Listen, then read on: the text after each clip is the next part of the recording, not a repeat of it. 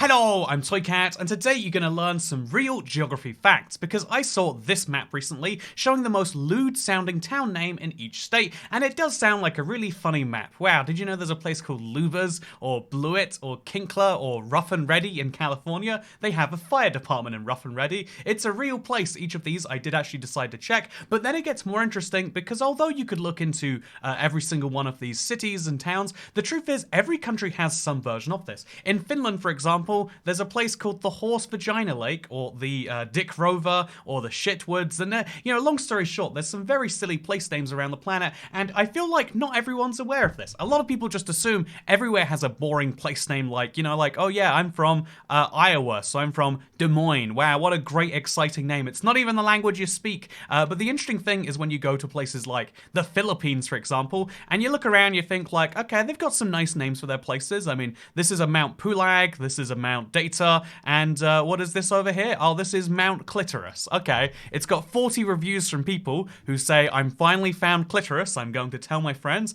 Nice and moist, very sensitive, very good to explore, plenty of fun, definitely recommend. I bet all of these people are definitely referring to the characteristics of this mountain they've just found in the Philippines, but it's really interesting because you can take a look around pretty much anywhere on the map, even in places that don't speak English, and you'll find some silly named places. So this is France, and I have a theory that I'd like to share this festive season. You know how like Americans kind of like to falsely claim the world is like colonialist, like all those darn Europeans doing colonialism, like forgetting their own history entirely. I feel like we should do the exact same thing and say, when all those terrible things in history happened, the 17, 18, 1900s, that was when French was widely spoken.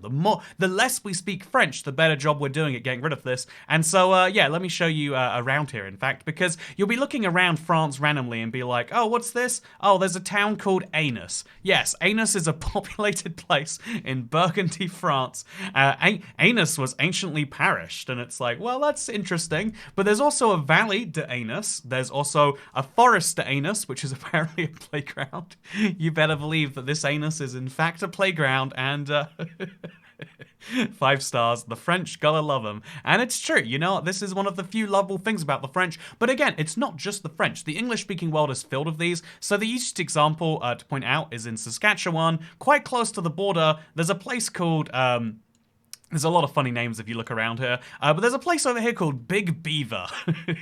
And the thing about Big Beaver that makes me feel like, oh no, I think this is contrived, is because Big Beaver is apparently in the rural municipality of Happy. They are really happy with their Big Beaver over there, and I think that's fascinating personally, because it feels a little bit more like they put it on as like almost a tourist attraction. Because another great example would be, if you want to pick one, another great example might be found all the way in Newfoundland. I don't even know why this is the case, but there is a town called Dildo. There is the Dildo Dory Grill. There is the Dildo Brewing Company and Museum. There's Nan and Pop's Dildo Souvenir Shop. And I could laugh at these all day long. I really do enjoy them. But yeah, my point here is just to say that there are silly place names everywhere, and I think the king of dumb place names is England. I didn't even prepare the England section of this video. I just wanted to say, like, if you look around England at a close enough view to like small towns, you start to find very silly ones. This isn't UK-wide, because not all of the UK has English as their place name language, basically. But if you look around, like, for example, I had a friend who was, he went, well, actually, look at this, Gayhurst, by the way. What is Gayhurst meant to be? Or Hardmead, or, there's a lot of very silly sounding names. I remember once, a guy I really didn't like was from somewhere called Shortstown, and I couldn't work out, is that a real place, or is he making fun of, like, his family for being short? I didn't know. There is, so if you look around, somewhere I found it that's a real goldmine recently is the South Downs National Park. National parks are a weird thing by themselves, but when you look around this place, you just find silly sounding names. Like, I think you're already pushing the basket with Chiddingford, or Chiddingfold, sorry, and Hambledon. Like, you got really fake sounding places, Tilford and Churt. These are real towns and villages you can move to today, even though they're in a national park. But then you start to find like Titty Hill. And it's like, well, I mean, I feel like someone should know better than that, right? And then you start looking around and you see like Petworth and River. Is this a town called River? Yes, or Lickfold. Yeah, see, right, someone had a sense of humor when they named this little place here Lickfold, right? They were doing something when they were doing that. Maybe is what I might assume. But yeah, if you look around, you just see look Cocking over here. There is a whole village called Cocking. There is the Blue Bell in Cocking. There's the Cocking Village shop and post office. It's unfortunate that the store is closed. Like, see, unlike those other towns which are famous for having silly names, this is a real town that's just really lovely and has nice local ice cream. Like, you could go to Cocking and never really be bothered about the name, it sounds like. Yeah, welcome to Cocking. You wanna see the good side of a Cocking? You better believe that. Come to the Surrey Downs, South Downs.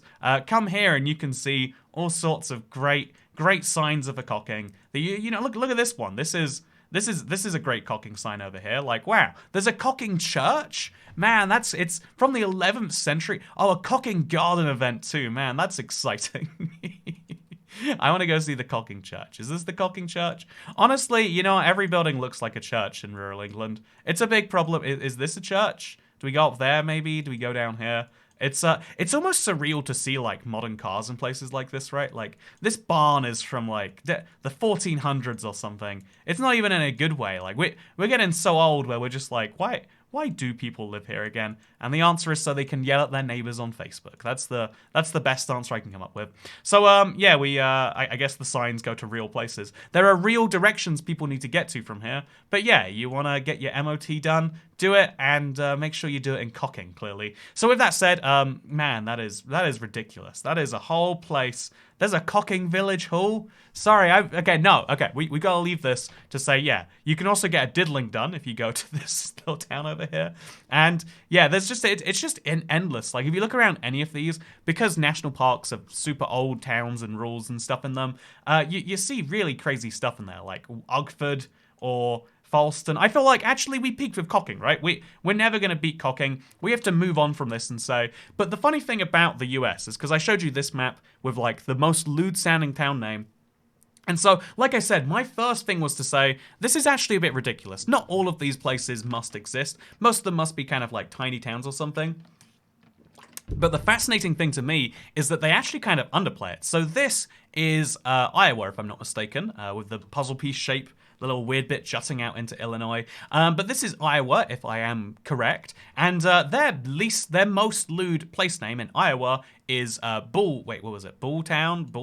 Bulltown, yeah. Which Bulltown is like kind of lewd, right? But surely we would argue that Cumming, a little suburb of Des Moines where people are coming all the time, surely this is the Cumming Tap, like the Cumming City Park, like all of these places are much funnier. I would argue than Bulltown, even like Van, there's a lot of very silly places around here. I would argue those are definitely at the top of the list. But if we start looking at even closer, you see stuff like, is this Brighter? By the way, what cheer?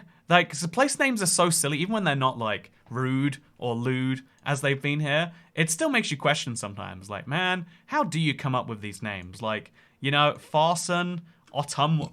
Were they going for Ottawa and they got that wrong? You can see just looking around here that it's kind of ridiculous. I know that somewhere. Okay, this is Coppock. What Coppock? Like there's all sorts of places where you just don't run across them. Pleasant Plain, that's nice. That's actually really nice. Morning Sun. We're doing really great here today. But there's other lewd places that apparently I can't find right now. But I'll assure you there are lewd places all across Iowa. Like Kellogg, you know what he got up to? There we go. That's my logic now. You don't know what Mr. Kellogg did? Wow, that's something you should look up after this video. There's also all sorts of British sounding places all over the US, like Waterloo. This is a major city in Iowa, apparently. People just live in Waterloo and they don't even think about it. But yeah, if you look around, so like Iowa's a great example. But like I said, there is in California a place called Rough and Ready. So the fact that this was real is hilarious to me. Rough and Ready is it literally has a fire department. And I saw this, if I'm not mistaken, in some unrelated video. Because if you look down if you look down on the street as you're like going through here, you're like, oh, so this is nice, rough and ready. And then you look onto this street, for example. I don't even remember why I was doing this, but I was looking into the place, and you'll see this street is called Slave Girl. Why is this street called Slave Girl? Are you allowed to just name your street Slave Girl? I mean, clearly so. And yeah, Secession Lane. Like, is this as you know, when I saw Slave Girl, I was like, oh, it's in memory of some slave girl. But when you see a Secession Lane, you're like, I'm not sure that you know, when you start to see what's going on here, you wonder if maybe this is actually just some Gamble Court. You start Cochrane Road. These can't be coincidences, or maybe they can. I don't know. But yeah, middle of California, there's some weird things you can find over there. Like, did you know, for example, I don't know what the story is behind this place, but there is a glory hole recreation area. I mean, I guess this is this a glory hole within the lake, maybe? And it's in Melones, which is a very silly name by itself, by the way. And it's like, yeah, what's going on with the glory hole recreation area? And the answer is, I guess we'll never be sure. There's also like, if we go to Nevada, if we go to Texas, there's a place called there's the Slocum Fire Department, there's the Slocum First Baptist Church, the Slocum Elementary School. Like, why did they do that? What were they thinking at the time? Let alone all the time since then. Oh, by the way, Slocum is just outside of Palestine, so and also not that far from Weeping Mary. Like, this is the weird part of Texas. No, it's not. It's between the major cities. What are you up to over here? I really would love to know. You know, is there a fun reason it's called Palestine? It has a lot of Mexican food. I mean, whatever. So yeah, you can also find, for example, if you wanted to be real fun, and you better believe I always want to be real fun here, you could also go to, like, I don't know, in New Brunswick, which is the one dual bilingual province in Canada. You'd figure Canada's got like 10 provinces, and so 9 of them are English, 1 of them's French. But because Quebec wants to be so French, they're not officially bilingual. English is banished there, which is why all terrible things happen in Quebec. As we discussed, bad things happen when French is spoken. So it's a widely stated rule. But if we go to New Brunswick, it is bilingual, and so you get like kind of more French as you go west, as I understand it. It's a fascinating place, but also there's a place called Sackville, and West Sackville, and Westcock. Is there an Eastcock? There better be an Eastcock. You can't just have a Westcock with no Also, there's Wood Point. There's a Wood Point Baptist Church too. This is all very fun. Yeah, the lesson of this video is just to remind you that if you just look around on Google Maps, like, for very little time whatsoever, you'll find some places that make you really question, like, how did that even get there? And the fun thing is, the answer for most places on the planet is genuinely, it's we don't know anymore. Like, you have to kind of theorize. When it comes to a place like, I'm going to try and find one right here. There's Blandford Forum. Side note, Blandford Forum. See, again, it's not even rude. It's just like, how do you come up with the term Blandford and not realize what you're doing to yourself? Like, I'm gonna find a silly one. Cattistock. The reason behind Cattistock in Dorchester genuinely probably isn't. It might actually be that place, but for most places, it's like, yeah, we named it something forever ago, and now we just kind of live with it. Like, that's how things go. And like, 2 bridges. You better hope there are 2 bridges there. Okay, that actually does look like 2 bridges. You know, that's a pretty accurate name. Good job, 2 bridges. Although, were there 2 bridges when 2 bridges was founded? That's the real question.